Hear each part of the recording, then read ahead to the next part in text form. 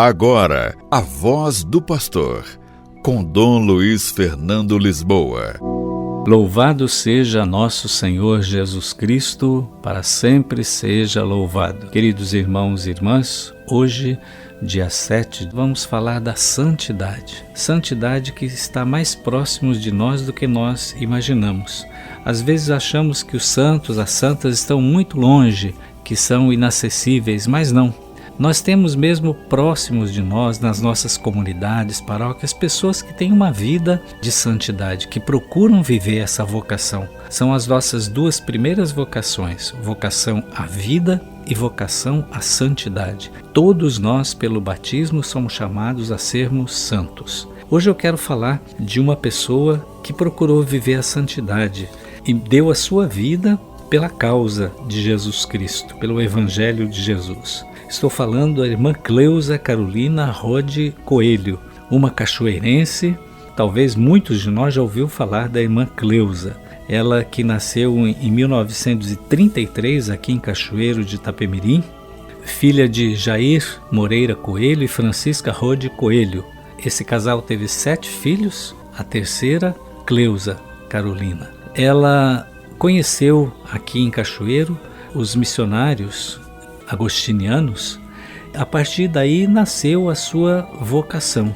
Ela fez os seus estudos nas escolas estaduais aqui de Cachoeiro e foi sempre uma ótima aluna. Por isso que quando ela fez o magistério no colégio aqui de Cachoeiro, o governador do estado, como ela foi a primeira aluna, decidiu que ela poderia escolher qual escola que ela quisesse trabalhar como professora quando ela se formou no magistério. Mas a irmã Cleusa decide entrar na vida religiosa. A família assustou-se no início, mas depois aceitou. E ela então entra na congregação lá no Rio de Janeiro, prepara-se e depois de um tempo de formação, ela fez a sua primeira profissão em 1953, quando ela tinha 20 anos. Depois dali, como é costume aos religiosos e religiosas, ela foi transferida e trabalhou em Lábrea, no Amazonas, com muitas dificuldades na época, era uma área de missão. Depois voltou para cá, para o Espírito Santo, trabalhou em Colatina, depois em Vitória, voltou para Lábrea, no Amazonas, depois voltou para Vitória, foi trabalhar em Manaus, na capital do Amazonas, e depois voltou para Lábrea, de 1979 a 1985. Na arquidiocese, ela acompanhava o trabalho com os indígenas, com os ancenianos, com os encarcerados, com os enfermos e com os idosos. Entre as prioridades da Assembleia Pastoral de Manaus, a pastoral indigenista era a principal.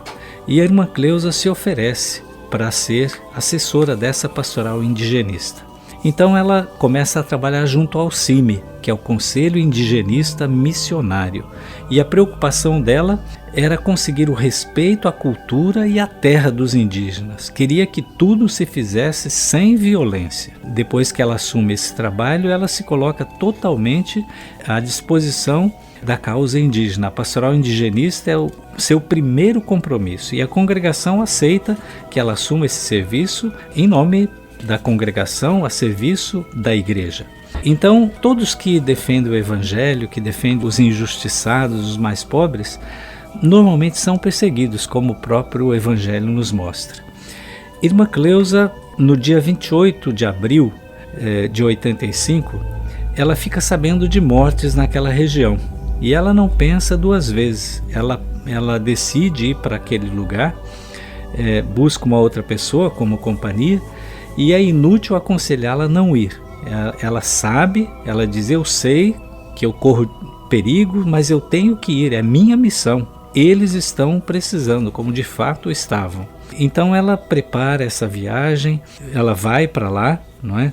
E no dia seguinte ela volta para Lábrea. Para numa aldeia, né, que continua deserta. Todos ficavam com medo e acabavam fugindo, não é? E um senhor chamado Agostinho, que estava escondido na mata por medo, reconhece o barulho do motor, porque lá naquela região se anda muito de barco, e ele se apresenta. Cleusa conversa com ele, acalma o ânimo, porque ele estava assustado, Agostinho promete então manter a paz até que ela volte com as devidas orientações. Ela ia buscar orientação.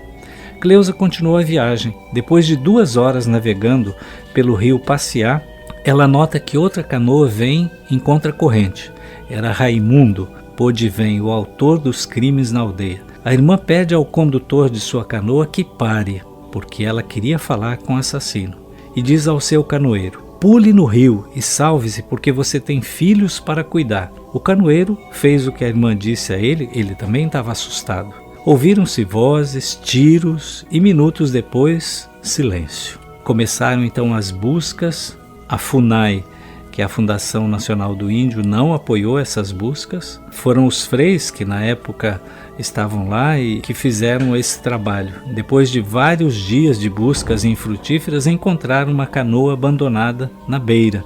Reconheceram ser aquela canoa que a irmã Cleusa viajava. E pouco mais adiante, um bando de urubus apontou o local onde estava o corpo, quase irreconhecível, em avançado estado de decomposição. Era sexta-feira, 3 de maio.